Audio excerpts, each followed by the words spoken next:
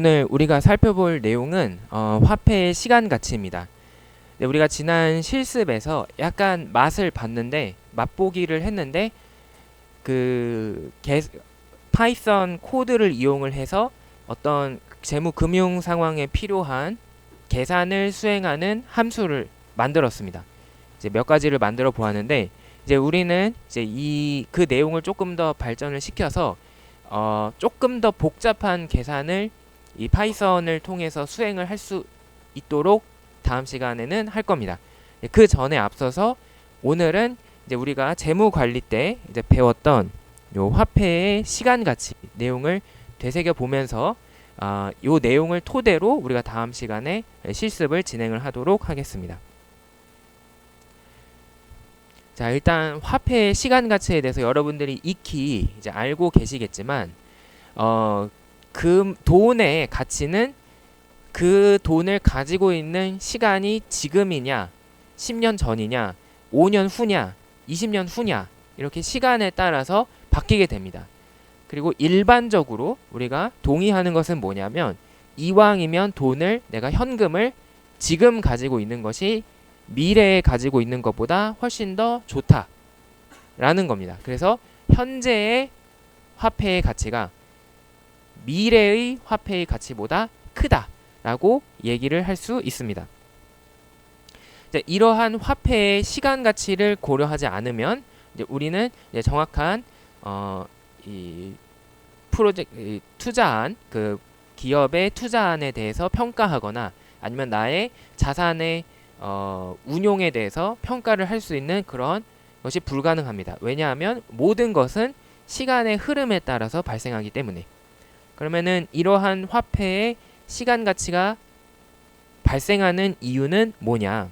크게 세 가지를 들 수가 있습니다. 첫 번째, 물가의 상승. 여러분들도 지금 워낙 물가가 빠르게 상승을 하고 있는 시기라서 여러분들도 경험을 하겠지만 똑같은 물건도 시간이 지나면 훨씬 더 비싸집니다. 예를 들면은 이제 커피 한 잔의 가격이 대표적인 프랜차이즈인 스타벅스를 가지고 예시를 들자면 이제 스타벅스의 가격이 얼마 전에 이제 톨 사이즈는 그대로 두고 이제 사이즈업을 했을 때 그란데 사이즈가 훨씬 더 비싸지는 걸로 가격이 올랐죠. 그런 일이 왜 일어나냐면 돈의 가치가 떨어지기 때문입니다. 그리고 그로 인해서 이제 기업이 요구하는 그 화폐의 크기도 이제 늘어나게 되죠. 그러면 똑같은 물건을 사기 위해서 더 많은 돈이 필요해지기 때문에 이제 거꾸로 생각하면은 그 돈 하나하나 1원의 가치가 훨씬 더 줄어들었다라는 것을 이해할 수가 있을 겁니다. 그다음 두 번째는 기회 비용이 있어요. 기회 비용이라는 것은 내가 지금 현금이 있었다면 이라는 what if라는 질문을 할 수 있는 것이 바로 기회 비용입니다. 내가 이재용이라면 뭐를 할 수 있을 텐데 이런 것이 다 기회 비용의 표현이 되는 거죠. 내가 지금 돈이 있었다면은 로또를 샀을 텐데 내가 지금 돈이 있었다면은 최근에 많이 오른 주식이 엔비디아 주식을 100주를 샀을 텐데 그러면 훨씬 더 부자가 됐을 텐데 이런 것들이 다 기회 비용이 되겠습니다. 이 기회 비용은 지금 현금이 있어야 할 수 있는 것이기 때문에 현금을 내가 내 손아귀에 가지고 있는 것이 더 중요하게 되고 그래서 나중에 받을게라는 이제 먼 미래에 일어나는 일보다 지금 현재가 더 중요하다라는 의미를 가지게 되고 그에 따라 현재의 화폐의 가치가 훨씬 더 높게 책정되는 원인이 되겠습니다. 세 번째는 불확실성입니다. 이제 시간의 흐름에 따라서 미래에 내가 무언가를 얻게 된다라는 것은 아마도 사실은 모든 미래에 대한 것은 아마도 그럴 가능성이 크다라는 것이지 그거를 100% 보장하는 것은 사실 현실에 아무것도 없습니다. 왜 그러냐면 내가 어떤 기업에 입사를 했다. 내가 아니면 어떤 기업에 지원을 했다라고 합시다. 이 회사에서 일하면 예를 들면 초봉이 연봉이 예를 들면은 5천만 원이돼 라는 얘기를 들었다라고 합시다. 그거는 지금 현재 상황에 그렇다는 거지 내가 실제로 입사를 했을 때도 똑같은 일이 일어난다라는 보장은 없거든요. 그리고 여기서 이 회사에서 열심히 일하면 10년 후에는 이 연봉이 8천만 원까지 오를 수 있대. 이것도 아마도 그럴 것 같다라는 거지. 실제로 10년 뒤에 정말 연봉이 8천만 원이 될지는 알 수가 없습니다. 왜냐하면 그 사이에 10년 사이에 기업이 망할 수도 있고 우리나라가 망할 수도 있고요. 북한과 전쟁을 할 수도 있고 아니면 뭐 화폐 개혁이 일어날 수도 있고 세상에 일어날 수 있는 일은 굉장히 다양해요. 2017년, 18년에 누군가 2019년 말부터 2022년까지는 우리가 다 마스크를 쓰고 다닐 거야 라는 얘기를 했다면 여러분들은 멍멍이 소리 하지 마라 라고 아마 했을 겁니다. 이제 그렇기 때문에 미래는 사실 예측을 할 수 없는 것이고, 그러므로 내가 지금 돈을 받는 것이 아니라 나중에 받을 수 있다라는 것은 사실은 그만큼 안 좋은 것이죠. 왜냐하면 확실하지 않은 것이기 때문에. 그러므로 지금 현재의 돈을 받는 것이 훨씬 더 중요하다라고 얘기할 수 있습니다. 그래서 이제 불확실성 때문에 미래의 현금의 가치는 떨어질 수밖에 없다. 자, 그러면 우리는 이렇게 이제 화폐의 시간 가치가 존재할 때 이것을 어떻게 고려를 할 수가 있느냐? 이제 가장 대표적인 방법이 바로 이자를 고려를 하는 것입니다. 어떤 현금의 미래의 가치는 기본적으로 내가 그것을 그만큼의 돈을 은행에 저축하면 얼마만큼을 받을 수 있느냐라는 것으로 생각을 할 수가 있겠습니다. 자, 그래서 100달러를 가지고 이거를 1년 동안 저축을 한다. 근데 이 은행의 이자율이 10%다 라고 한다면 우리는 아주 쉽게 1년 후에 이 돈이 얼마만큼의 값어치가 돼야 되는지 생각을 할 수가 있습니다. 이거는 이제 100달러에 1에다가 이제 10% 0.1을 더해서 곱한 만큼, 즉 원금 100에 이자 10을 더한 이제 110달러가 되는 것을 확인할 수 있는데, 그렇다는 것은 이게 뭐 단순한 계산이지만 여러분은 여기서 현재와 미래를 연결할 수 있어야 돼요. 현재의 100달러는 최소한 미래의 1년 후에는 110달러 이상이 되어야 한다라고 해석을 하셔야 정확한 해석이 되겠습니다. 왜냐하면 내가 아무것도 안 하고 그냥 숨만 쉬고 1년 동안 은행에 돈을 넣어놓기만 해도 그거는 기본적으로 110이 돼야 돼요. 그러면 내가 이 100이라는 돈을 가지고 무언 다른 짓을 한다라고 하면은 은행에 넣어놓는 것보다는 더 훨씬 좋은 결과가 있어야 그 선택을 하게 되는 거죠. 그러므로 최소점이 110이라는 겁니다. 이제 이 점을 이제 우리가 생각을 할 수가 있겠습니다. 자, 그리고 이렇게 계산된 미래의 현금의 크기를 우리는 미래 가치, 이제 future value라고 부릅니다. 자, 그러면 1년 후가 아니라 2년이면 어떻게 되느냐, 3년이면 어떻게 되느냐, 이 계산을 반복을 하면은 되겠습니다. 그래서 오늘부터 1년 후까지 100이 110이 되고, 다시 1년 후부터 2년 후까지 110에 똑같은 이자율을 곱하면 121이 되더라. 그런데 결과를 보니까 1년부터 지금 현재부터 1년 차까지는 10달러의 이자만 붙었지만 1년 차부터 2년 차까지의 또 다른 1년에 대해서는 또 다른 10달러가 아니라 11달러의 이자가 붙은 것을 확인을 할 수 있습니다. 이제 이렇게 시간이 지날수록 점점 이자의 크기가 늘어나는 것을 우리는 복리라고 부릅니다. 복리는 왜 발생을 하느냐? 원금에 대해서 이자를 받고 그 이자를 다시 재투자해서 또다시 이자에 대한 이자를 창출할 수 있기 때문에 이자의 크기는 점점 기하급수적으로 커지게 된다. 네, 그래서 여러분들이 여러 기간에 대해서 투자를 하게 되면은 제곱, 세제곱, 네제곱 이렇게 점점점 저 그 승의 그 이자 그 기하적으로 이 크기가 증가한다라는 것을 알 수 있고, 그래서 이 기간만큼 제곱을 하면은 우리가 미래 가치를 계산을 할 수 있겠습니다. 자, 그러면 3년 동안 저축을 한다. 100달러를 가지고 10%인 이자에 은행에 저축을 한다라고 한다면 3년 후에는 100달러가 이제 1 플러스 0.1 곱하기 1 플러스 0.1 곱하기 1 플러스 0.1 이거를 3번 하기 때문에 세제곱으로 올라가고 그렇게 계산해 보면은 133.10 133달러 10센트 이렇게 계산이 된다라는 거를 확인할 수가 있지요. 자, 우리가 이제 그 실습을 하면서 아주 간단하게 금방 1분 만에 이제 해볼 건데 바로 미래가치 이자 요소라는 표현이 있습니다. 이거는 어떤 표현이냐면 지금까지 말씀을 드렸던 요 화폐의 시간 가치를 반영을 할 때 우리는 현재에 얼마를 투자하면 미래에 어떤 크기의 미래 가치를 얻는다라는 것을 알았습니다. 그러면 그거를 1달러당 얼마씩 버느냐 라는 거를 정리해 놓은 것을 요 미래가치 이자 요소라고 부릅니다. 지금 우리는 요 수업에서는 이거를 파이썬 코드를 통해서 이제 바로 그 계산식을 함수로 만들어서 한 줄 만에 계산을 할 수가 있습니다.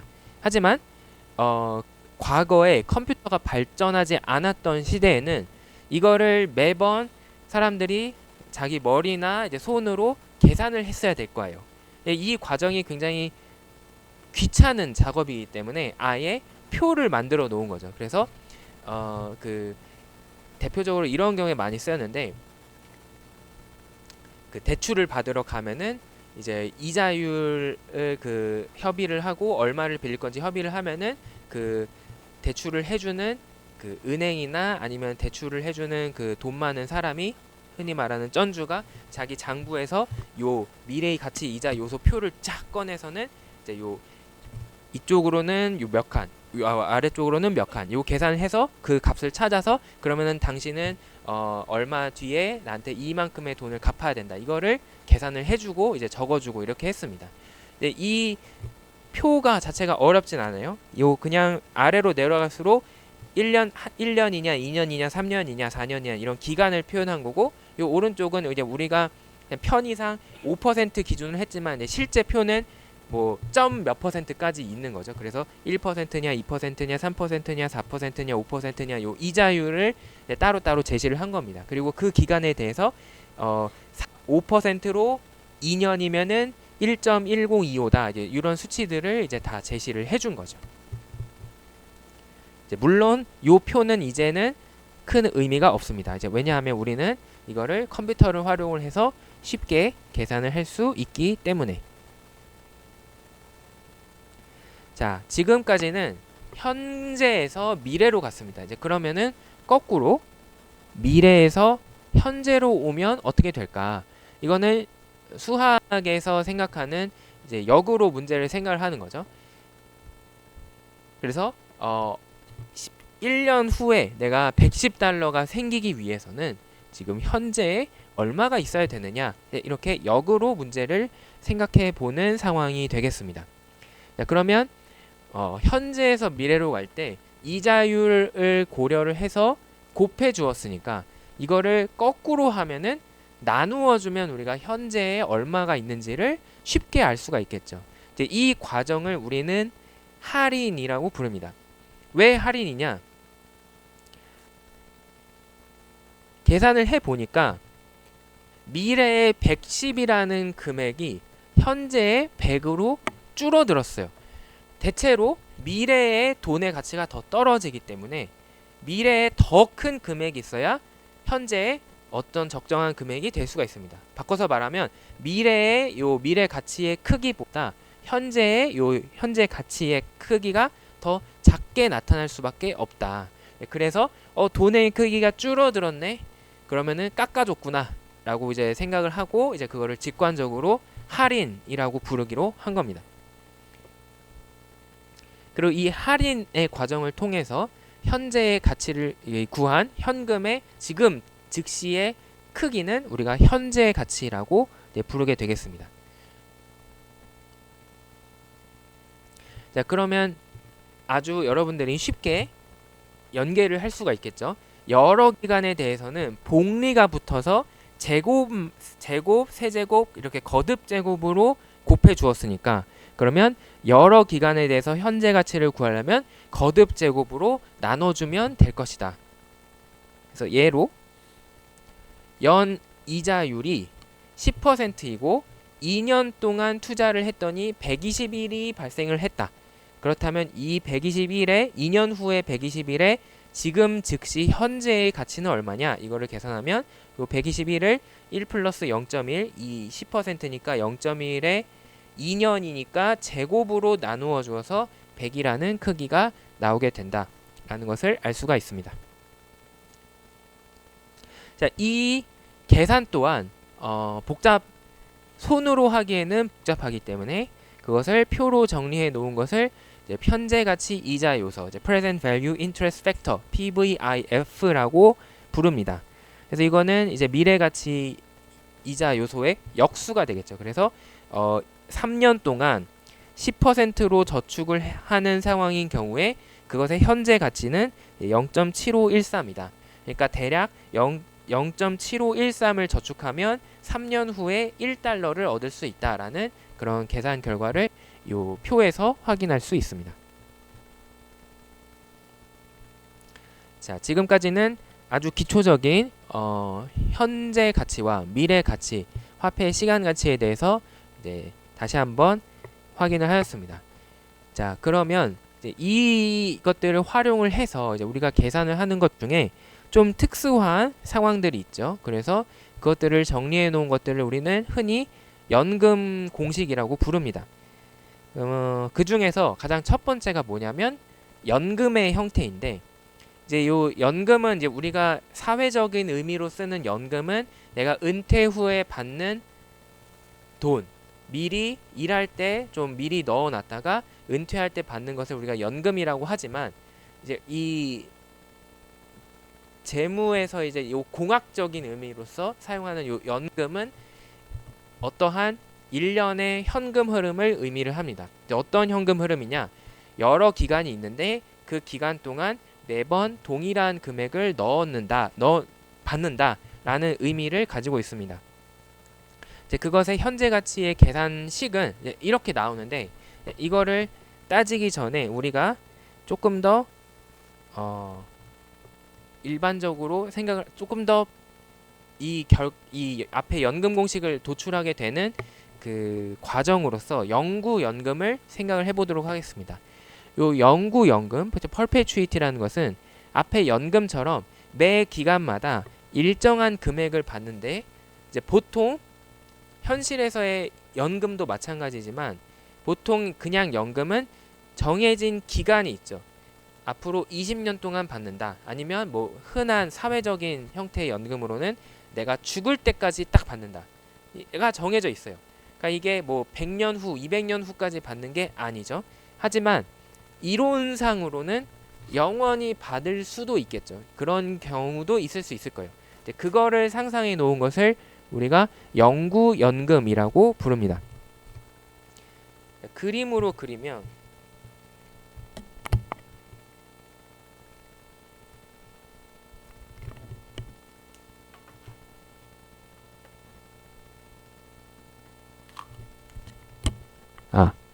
제가 참 여담인데 이 화이트보드를 굉장히 싫어하는 게 이 보드마카 때문에 너무 잘 안 보여서 차라리 옛날처럼 그냥 분필로 하는 칠판이었으면 좋을 것 같아요.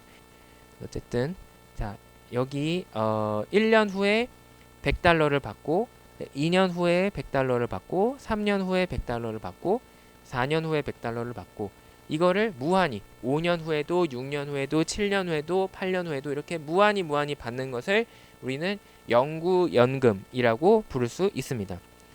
자, 이거는 이제 어떻게 구할 수 있느냐? 지금 우리가 앞에서 배웠던 화폐의 시간 가치를 이용을 해서 이제 구할 수 있습니다.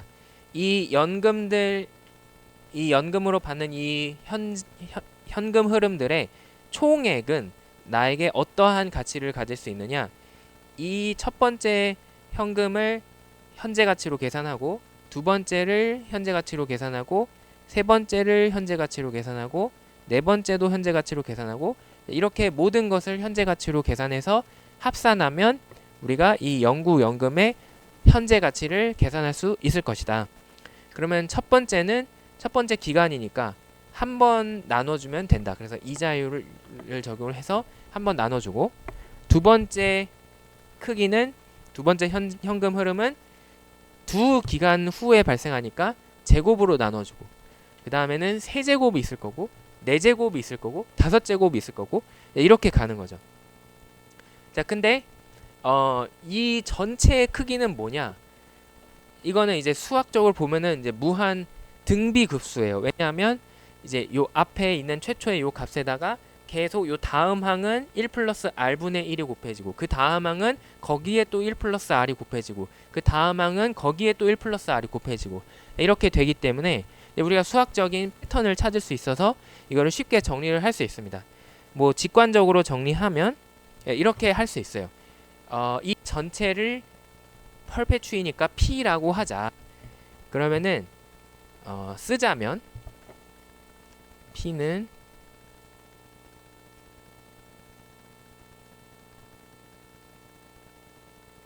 이제 요렇게 되죠. 근데 여기다가 양변에 왼쪽 오른쪽에 모두 1 플러스 r을 곱하면 요 오른쪽은 1 플러스 r이 여기도 곱해지고 여기도 곱해지고 여기도 곱해지고 여기도 곱해줘야 되기 때문에 첫 번째 거는 약분이 되더라. 그래서 c가 하나가 남고, 그 다음에 여기는 원래 제곱으로 나눠주는 거였는데 하나를 곱해줬으니까 하나만 남더라. 그래서 하나만 남고, 그 다음은 원래는 제곱이 있었을 건데, 세 제곱이 있었을 건데 하나가 날라가니까 제곱이 되겠다.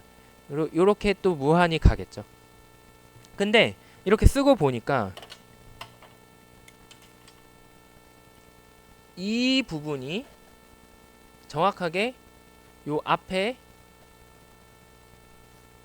우리가 원래 구하고자 했던 P랑 똑같은 것을 알 수가 있습니다. 따라서 이거는 P 곱하기 P 더하기 R 곱하기 P, 왼쪽은 이렇게 되고 C 더하기 P로 쓸 수가 있어요. 그래서 서로 약분이 되면은 R 곱하기 P가 C니까 P는 R분의 C다. 이런 계산 결과를 구할 수가 있습니다. 이제 그 결과가 바로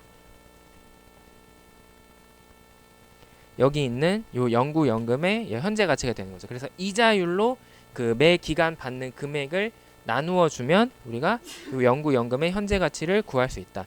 예를 들어서 이렇게 매 기간 100을 받는데 이자율이 10%다 라고 하면 이것의 현재 가치는 0.1분의 100, 그래서 1000으로 구할 수 있다 라는 이야기가 되겠습니다. 자, 그러면 이 결과가 나오면 이제 우리는 이거를 응용해서 연금, 그냥 연금의 현재 가치도 쉽게 구할 수 있습니다. 연금의 경우는 이 영구연금과 달리 정해진 기간이 있다라고 했죠. 그래서 1년 후, 2년 후, 3년 후, 4년 후 쭉쭉 가다가 어느 기간 T년 후까지만 받고 그 이후에는 끊기게 되는 그런 상황이 되겠습니다. 자, 그러면 이거는 우리가 조금 생각을 해보면 여기를 살짝 지울게요. 예를 들어서 3년까지만 받는 1년부터 3년까지만 받는 연금이 있다라고 합시다. 그러면 이거는 풀어서 이렇게 생각을 할 수 있어요. 해석을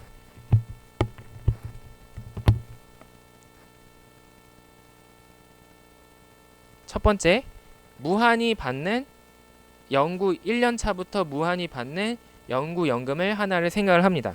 그 다음에 두 번째, 4년 차부터 무한히 받는 연구연금을 생각을 합니다. 그 다음에 요 첫 번째 연구연금에서 두 번째 연구연금을 빼면은 여기부터는 이제 서로 약분이 될 거기 때문에 C, C, C 이렇게 1년차, 2년차, 3년차만 남게 된다는 거죠. 그래서 요 연구연금들의 조합으로 이 일반적인 연금을 생각을 할 수가 있더라.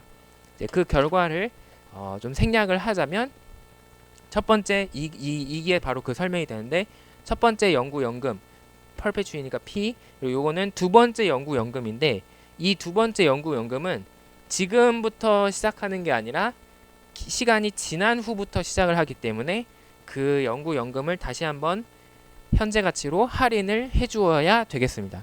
그래서 이거를 정리하면 이런 식이 나오게 되고 그 결과가 바로 아까 우리가 봤던 요 연금 공식이 되겠는 거죠. 근데 요 중에서 바로 이 부분을 이제 우리는 이 특별히 이렇게 칭할 겁니다. 연금의 현재가치 이자 요소. 아까 그냥 현재가치 이자 요소는 뭐였냐면 그냥 돈 현금 흐름 하나만 있을 때 그거의 현재가치를 계산한 거였어요. 근데 이 연금의 현재가치 이자 요소 그래서 for annuity가 붙은 그래서 PVIFA는 뭐냐면 연속된 현금 흐름의 합산이 되는 거예요. 이제 연속된 현금 흐름의 현재 가치의 합산이 되는 거죠. 이제 그때 그 하나의 현금 흐름의 크기에다가 이 값만 곱해주면 우리가 바로 그 연금의 현재 가치를 바로 구할 수 있더라. 그래서 요거를 이제 또 표로 만들어 놨습니다. 이렇게.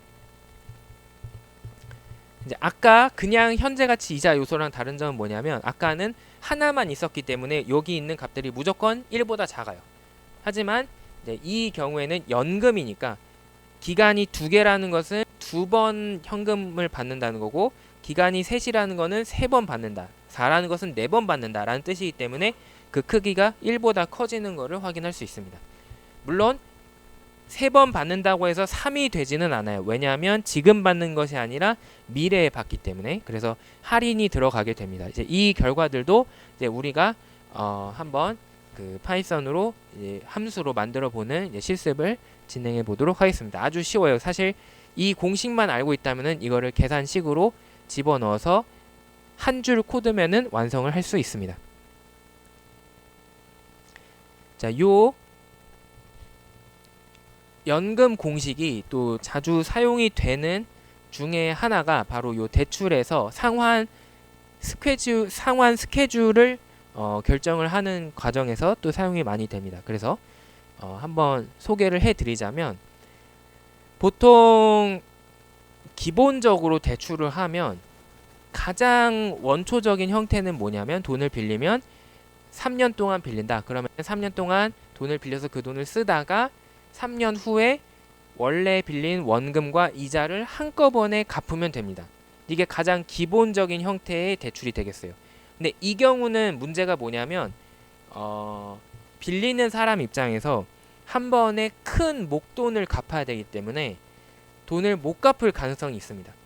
그리고 돈을 못 갚으면은 돈을 빌려주는 은행이나 이 대출 기관에서도 문제죠.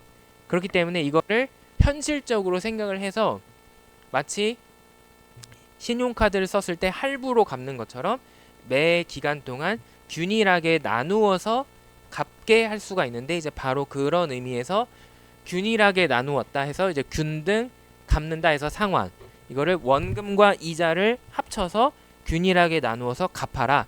그래서 이번 달에 얼마, 다음 달에 얼마 뭐 이런 식으로 꾸준히 갚게 만드는 그런 대출이 가능합니다. 자, 그러면 이 빌려주는 금융회사의 입장에서는 자기네가 이제 연금을 주는 게 아니라 연금을 받는 형태가 되는 거예요. 왜냐하면 같은 금액을 기간을 나누어 받게 되니까. 그래서 우리가 방금 배웠던 요 연금 공식을 사용을 해서 얼마씩을 금융회사가 요구하면 되는지를 계산해 볼 수 있습니다. 이제 그 결과인데 5년 동안 5,000달러를 빌렸다. 어떤 사람이.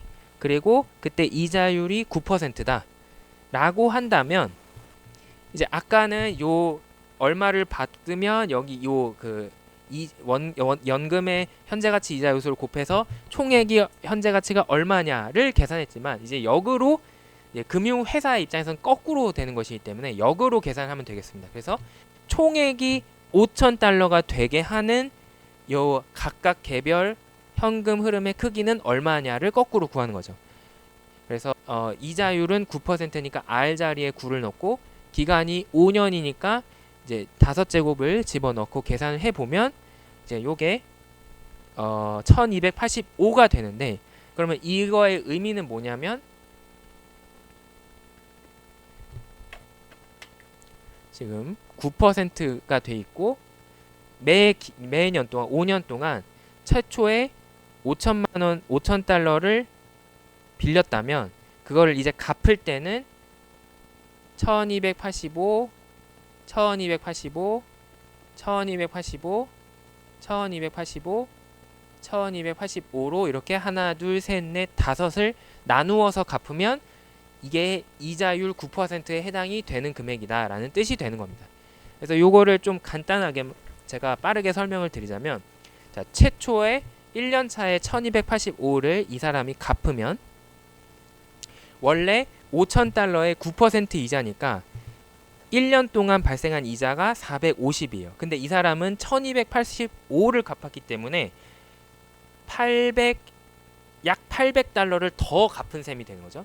그러면 이 이자에 더해서 원금 5,000 중 800 정도를 상환을 한 셈이 되는 겁니다. 그래서 835달러를 상환을 하게 되고, 그러면 이제 대출의 잔여금이 5,000에서 835만큼 줄어서 4,000달러로 줄어들게 돼요. 자, 그럼 두 번째 해에는 요 4,000달러에 대해서 이제 9% 이자를 계산해 보면은 이자를 374를 갚아야 되는데, 이 사람은 아까도 말씀을 드렸던 것처럼 또 다시 한번 1285를 갚기 때문에 대략 한 900달러를 더 갚은 게 되고, 그만큼 원금에서 까지게 됩니다. 그러면은 900달러만큼 까지면 이제 남은 대출금은 3,000달러대로 이제 확연하게 떨어지게 되죠. 이제 이 과정을 반복하면 이제 최종적으로 다섯 번째 해에는 이제 남은 원금이 1,179밖에 안 되게 되고, 그에 대해서 9% 이자는 106. 그리고 그 나머지가 원금을 갚는 데 쓰이게 되므로 이제 원금까지 모두 갚을 수 있게 되는, 그래서 이제 거의 0에 가까워지는, 갚아야 되는 원금이 없어지는 상황을 확인할 수 있습니다. 자, 이렇게 함으로써 이 구체적인 계산은 이제 그 중에서 이자가 차지하는 몫은 얼마고 원금이 차지하는 몫은 얼마냐, 이거는 구체적인 계산은 바뀌지만 이 빌린 사람의 입장에서는 굉장히 간편하죠. 왜냐하면 그냥 그런 거 상관하지 말고 그냥 같은 금액을 나누어서 갚으면 된다라는 거기 때문에, 그래서 이러한 형태의 대출이 많이 쓰이게 됩니다. 이제 여러분들이 나중에 전세자금 대출 말고 이 집을 살 때 돈을 빌리는 주택 담보 대출을 하게 되면은 이제 이런 식으로 이제 20년 동안 혹은 30년 동안 돈을 나누어서 갚게 됩니다. 이제 그리고 이제 그게 그 은행의 이제 주요한 사업 중 하나가 되는 거죠. 그래서 참고할 수 있도록 한번 소개를 드렸습니다. 자, 지금 앞에 연금의 경우는 이렇게 매번 동일한 금액이라는 조건이 걸려 있었어요. 근데 또 우리가 이제 재무금융 수업을 듣다 보면은 또 많이 나오게 되는 상황이 뭐냐면, 이렇게 매번 똑같은 금액이 아니라 이 금액이 일정한 비율로 늘어나게 되는 경우가 오히려 더 많습니다. 심지어 여러분들이 현실적으로 만나게 되는 연금도 그래요. 대표적으로 국민연금이 그렇습니다. 국민연금은 어떻게 지급이 되냐면, 지금 내가 일하고 있는 중에는 이제 미래에 지금 현재 기준으로 얼마를 받게 되느냐를 계산을 합니다. 하지만 실제로 내가 그 돈을 받는 나이가 됐을 때는 그동안의 물가 상승률을 반영을 해서 그만큼 보정을 해서 이제 그거보다 훨씬 더 금액이 올라간 금액을 크기를 나에게 연금으로 지급을 하게 돼요.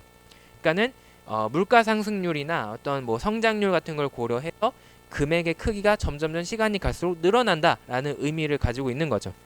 네, 그래서 이렇게 크기가 증가하는 경우에는 어떻게 할 수 있느냐? 우리가 요 성장하는 연금, 성장연금의 공식을 쓸 수 있습니다.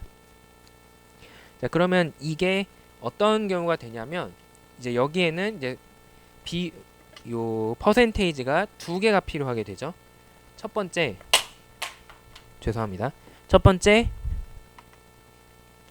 이자율은 얼마냐?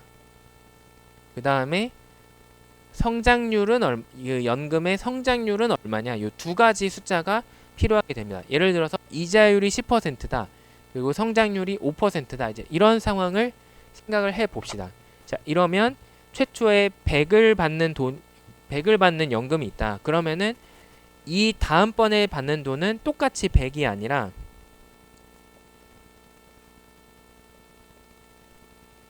요 5% 성장을 한 금액인 요 105달러를 받게 됩니다. 네, 그리고 두 번째 해에는 다시 요 105달러에서 다시 또 5% 성장을 한 거니까 요 105 곱하기 105를 해보면 5, 25, 5, 5 110.25달러를 받게 되죠. 네, 그리고 여기는 이제 거기서 더 늘어난 금액, 여기서 또 얼마 더 늘어난 금액, 이렇게 점점 크기가 늘어나게 됩니다. 그리고 그거를 우리가 현재 가치를 구하는 과정에서 쓰는 게 바로 요 이자율, 할인을 해서 적용을 해야 된다. 그래서 요 이자율은 우리가 R이라는 부호를 쓸 거고, 성장률은 그로스 레이시니까 G라는 부호를 써서 표현을 한 게 바로 요 공식이 되겠습니다. 요 공식이 나오는 과정을 이해하기 위해서는 이것도 마찬가지로 이론적으로 무한히 받는다라고 가정을 해서 영구연금에 대해서 계산을 한 다음에 그거를 적용을 하면, 그걸 응용하면 요 앞에 공식을 구할 수가 있어요. 이제 그 결과가 여기 있는데, 지금 본 것처럼 성장하는 경우에는 처음에는 C라는 금액을 받지만 두 번째에는 거기에 성장을 해서 1 플러스 G가 곱해진 값, 세 번째에는 거기에 1 플러스 G가 한 번 더 곱해져서 제곱으로 곱한 값, 네 번째에는 1 플러스 G가 세제곱으로 곱해진 값, 이렇게 점점 거듭 제곱으로 G가 곱해지게 되죠. 한편 그거를 현재 가치를 구하기 위해서 첫 번째 기간이니까 1 플러스 R로 한 번 나눈 거, 두 번째니까 1 플러스 R의 제곱으로 나눈 거, 세 번째니까 1 플러스 R의 세제곱으로 나눈 거, 이렇게 들어가게 되고 그걸 합하면 됩니다. 그러면은 기본 원리는 똑같아요. 이제 우리가 요 무한 등비 급수를 계산을 이제 할 수가 있습니다. 이제 그냥 그 과정은 생략을 하고 아까 한번 보여드렸으니까 계산을 해보면 이제 이런 식이 나오게 됩니다. C 나누기 R 빼기 G, 이렇게 계산을 하면 되는데, 요 예시에 대입을 하자면 최초에 들어가는 C는 100, 그 다음에 이자율 R은 10%니까 0.1, 그 다음에 G 성장률은 0.05를 대입을 하면 이 연금의 값어치를 알 수가 있더라. 뭐 계산을 해보면 100 나누기 0.1 빼기 0.05니까 0.05분의 100, 그럼 이거는 이제 100 나누기 0.05 그러면은 2,000이 되겠죠. 그래서 2,000달러가 이 성장 연구 연금의 크기, 현재 가치 총액이 되겠습니다. 그리고 이를 응용을 하면은 또다시 이거 그냥 일반적인 성장 연금도, 기간이 정해져 있는 성장 연금도 계산을 할 수가 있더라. 그래서 그 결과가 아까 여기 있는 것처럼 이렇게 좀 복잡한 식으로 나와 있습니다. 아까의 차이를 보자면, 아까 그냥 연금과 비교하자면 이제 여기는 이제 분모에 그냥 R만 있었는데 R 빼기 G가 들어갔어요. 그리고 여기는 1 플러스 R분의 1에 T 거듭 제곱만 있었는데 그 1 플러스 R분의 1이 아니라 플러스 G로 바뀌게 됐다라는 것을 확인할 수 있습니다. 그래서 요 연금 공식들 4가지 4종도 한번 우리가 또 직접 코드로 숫자로 만들어 가지고 계산을 이제 해보도록 하겠습니다. 자, 그 다음 주제는 요 순현재 가치. 사실 지금 한 내용인데요. 지금 여러 개의 현금 흐름이 생기는 경우에 그거를 각각을 현재 가치를 구한 다음에 합하면 된다. 그거를 이제 우리는 순현재 가치라고 부릅니다. 이제 항상 파이낸스에서 순 혹은 영어로 net이라는 표현이 나오면 그거는 모든 것 지금까지 있었던 거를 합해라 라는 뜻이 되고, 현재 가치를 모두 합하는 것이니까 이제 순현재 가치라고 부르게 됩니다. 이 순현재 가치가 중요한 이유는 기업의 의사결정에서 기업이 어떤 투자안에 투자를 해야 되느냐 말아야 되느냐 이거를 판정을 할 때 이 순현재 가치를 계산해 보고 그게 0보다 크게 나오면 투자, 그렇지 않으면 투자하지 않는다 라는 그런 판단을 하는 중요한 척도가 되기 때문입니다. 그리고 여러 개의 투자안을 비교할 경우에는 가장 순현재 가치가 높은 곳에 투자하는 원칙을 세울 수 있습니다. 이제 이러한 원칙을 우리는 순현재 가치법이라고 부르게 됩니다. 이것도 그냥 한 가지 예시만 간단하게 소개해 드리자면, 어떤 회사가 이제 새로운 비료를 판매하는, 이제 제조해서 판매하는 활동을 하는데 매년 2만 달러를 번다. 근데 그 과정에서 매년 세금을 포함해서 총 14,000달러를 쓴다 라고 하면은, 그리고 이 사업을 시작하기 위해서 그 제조 설비를 도입을 하는데 3만 달러가 필요하다. 이제 이런 가정들이 있다. 그리고 1년차, 2년차, 3년차 해서 8년차까지 이 사업을 진행을 한다. 8년 후에 지금까지 사용했던 이 제조 설비 등은 2,000달러라는 이제 금액에 매각을 할 수 있다. 지금 원래 3만 달러를 들여서 설치를 했지만 감가상각이 발생했기 때문에 가치가 떨어져서 이제 2,000에 매각을 하는 거죠.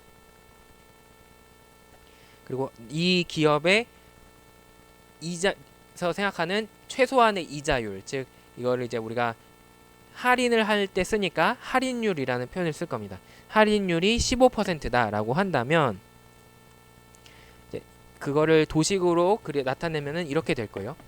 지금 최초, 지금 현재 바로 즉시 써야 되는 돈이 3만 달러니까 이제 1000단위로 쓰면은 마이너스 30.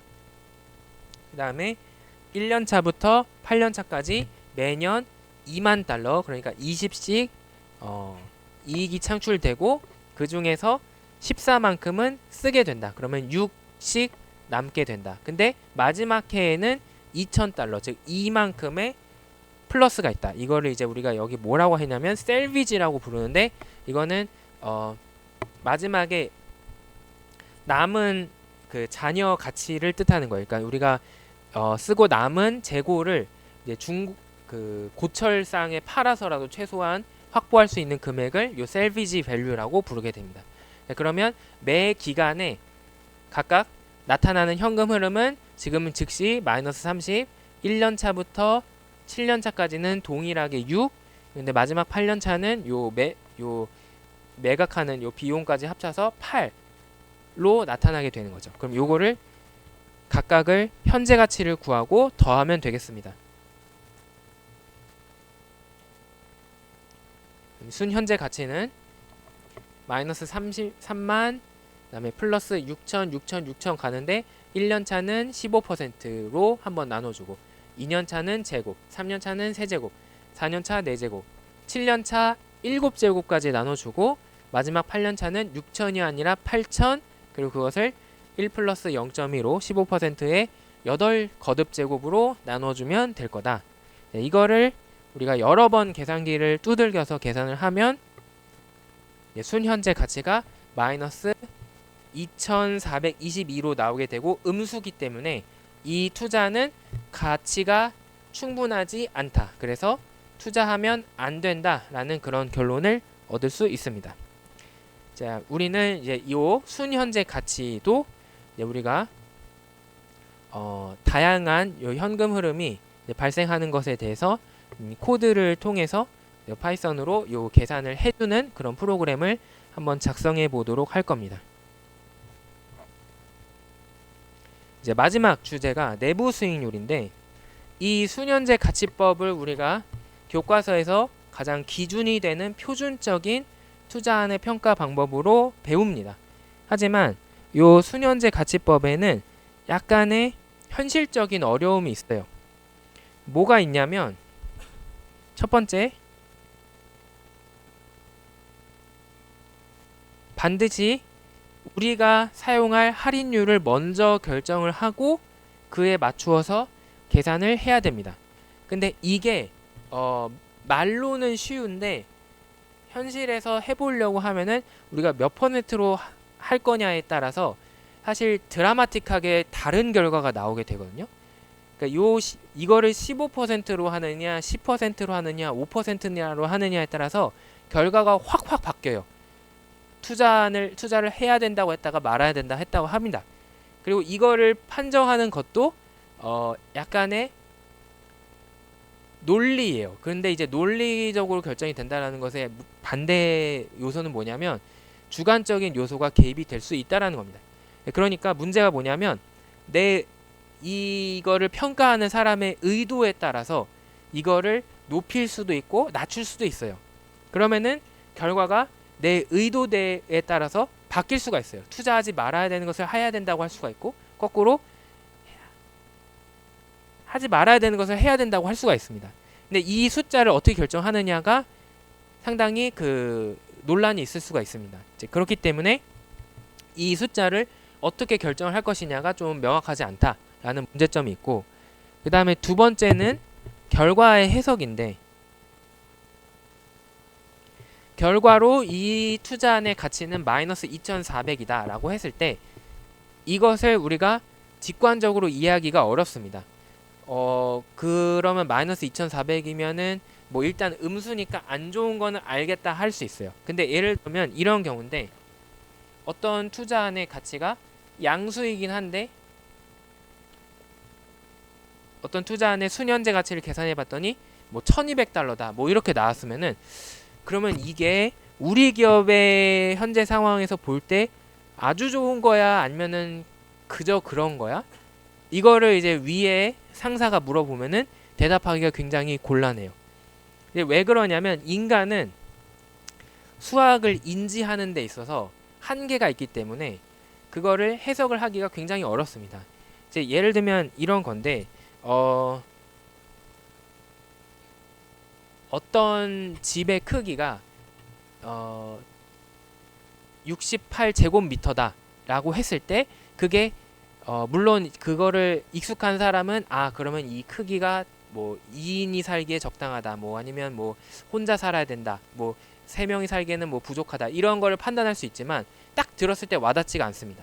그러니까 이 절대적인 크기로 제시해 주면은 표준적이긴 한데, 그러니까 표준적이어서 대화하기 객관적일 수는 있는데, 그거를 내가 주관적으로 이해하는 과정에서 좀 프로세스가 오래 걸려요.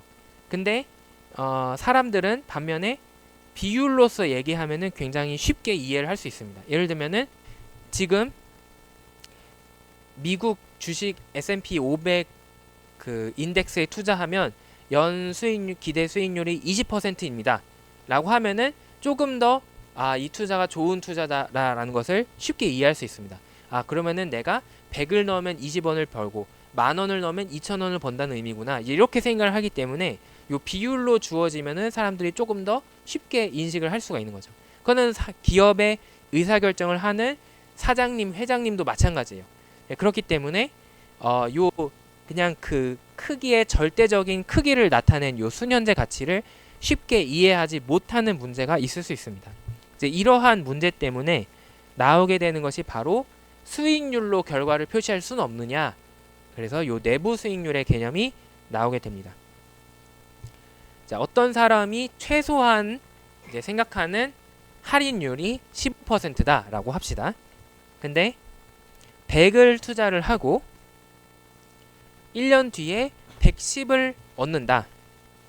그러면 이제 우리가 직관적으로 일상생활에서 이 수익률을 계산하는 방법대로 해보고 그거를 내가 최소한으로 생각하는 요 15%랑 비교해서 의사결정을 할 수 있습니다.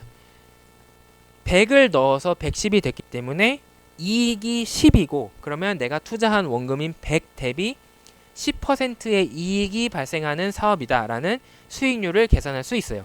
근데 이 수익률이 내가 생각하는 15%에 미치지 못하기 때문에 이것은 나를 만족시킬 수 없는 투자다 라고 결정할 수 있고, 그래서 이 투자는 안 할 거야 라는 결정을 할 수 있습니다. 자, 근데 이게 직관으로는 최고인데 문제는 복잡해질 수가 있죠. 어떻게 복잡해지느냐, 100을 투자했는데 나누어서 돈을 받는다. 1년 후에 60을 회수하고 2년 뒤에 60을 회수하면 그러면 이거의 수익률은 얼마냐 하면은 이제 애매해집니다. 왜 그러냐면 자 그냥 단순 무식하게 모든 걸 무시하고 60, 60 합쳐서 120을 버니까 120에서 원래 원금 100을 빼면 20 그러면 원금 100 대비 20은 20%다 이래 버리면 물론 이거는 누구나 쉽게 왜 이런 숫자가 나는지 이해할 수 있지만 논리적으로 틀렸습니다. 왜 그러면 우리가 방금 배웠던 것처럼 화폐에는 시간 가치가 있기 때문에 1년 어떻게 1년 후에 받는 60과 2년 후에 받는 60을 동일하게 처리할 수 있느냐라는 문제가 생기게 되죠. 그래서 이 계산은 틀린 계산이 됩니다. 자, 그러면 화폐의 시간 가치를 고려하면서도 이제 우리가 직관적으로 이해할 수 있도록 수익률을 계산할 수 있는 방법이 없을까? 해서 나온 것이 바로 내부 수익률이 되겠습니다.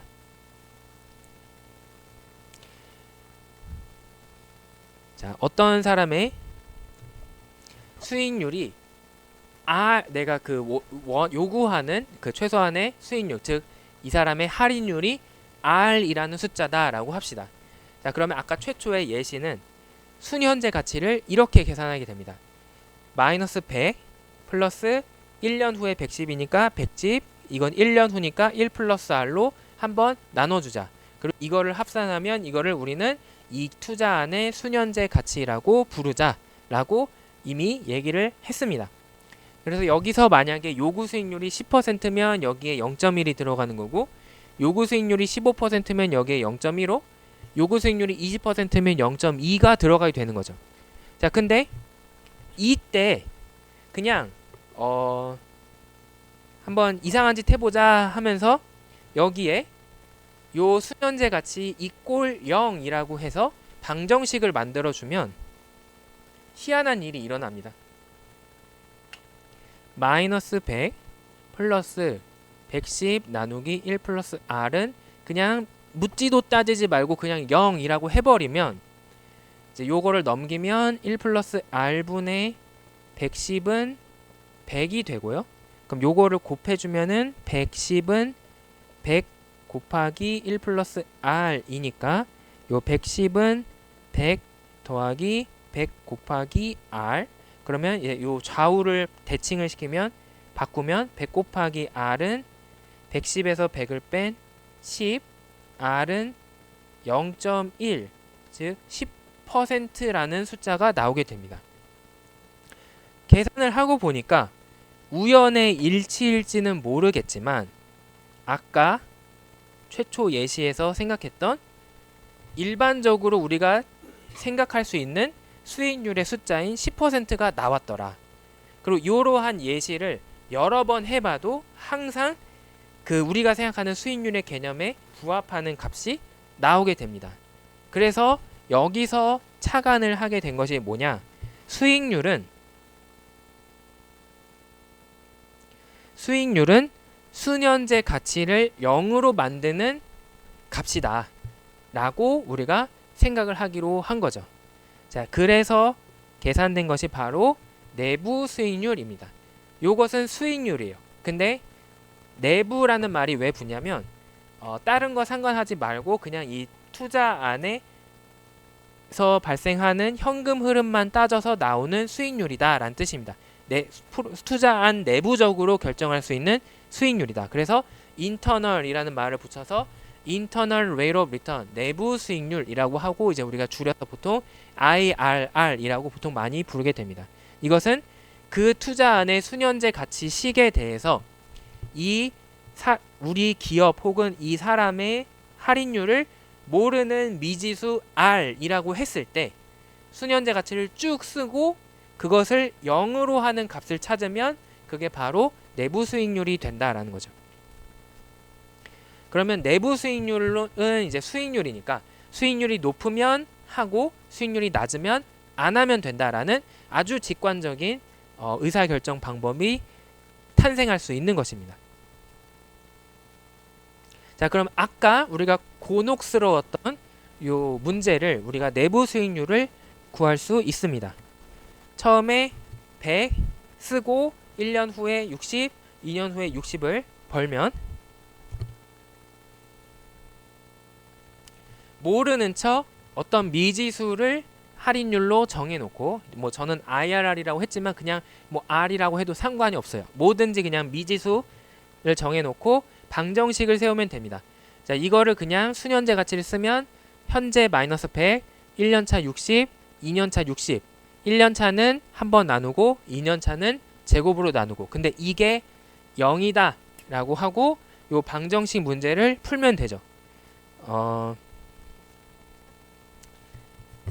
여기에 모든 값에다가 요 1 플러스 IRR을 제곱을 만큼 곱해주면은 이거를 쉬운 2차 방정식으로 바꿀 수 있습니다. 이제 그렇게 해서 계산을 해보면 두 가지 값이 나오는데 그 중에 하나가 13%거든요. 자, 그러면은 이 13%라는 값이 나왔기 때문에 이 투자안의 수익률은 13%다.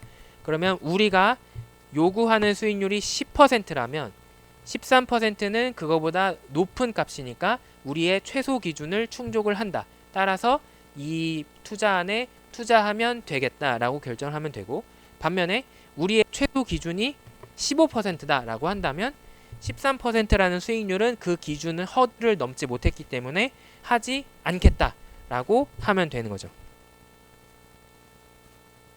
자, 이게 그 그림으로 이거를 나타낸 건데 이제 우리가 찾은 것은 순현재 가치를 0으로 만드는 값을 찾은 거예요. 근데 이 내부 수익 이 순현재 가치를 지금 우리가 어떤 미지수에 대해서 마치 방정식처럼 썼죠. 그러니까 이것도 하나의 함수가 됩니다. 그래서 순현재 가치의 값을 그래프로 나타낸 게 바로 이렇게 되는데 당연히 할인을 하는 할인율이 작으면 작을수록 분모가 작아지니까 순현재 가치의 값이 커집니다. 근데 할인율이 커지면 커질수록 분모의 값이 커지니까 그 숫자가 작아지겠죠. 그래서 어느 순간에는 반드시 0을 지날 수밖에 없다. 그리고 그 값을 찾은 게 요 IRR이 되는 거죠. 근데 이제 여기서 이제는 우리가 2차 방정식이라서 요게 그래도 이해할 수 있는 정도의 곡선으로 나오게 됩니다. 자, 근데 이제 문제는 뭐냐면 여러 개의 현금 흐름이 생기면 생길수록 이게 3차 방정식, 4차 방정식, 5차 방정식으로 점점 차수가 올라가게 되고 그러면 여러분들이 수학 시간에 배웠겠지만 2차 방정식은 최대 포물선, 3차 방정식은 요렇게 왔다 갔다 하고 4차는 요렇게까지 갈 수 있죠. 그러면은 0을 지나는 값이 하나만 있는 게 아니라 두 개가 있고 세 개가 있고 이렇게 늘어날 수가 있다라는 문제점이 있어요. 그래서 내부 수익률법을 이제 쓸 때 문제점 중에 하나가 바로 이제 그런 문제, 여러 개의 답이 나온다라는 문제가 있거든요.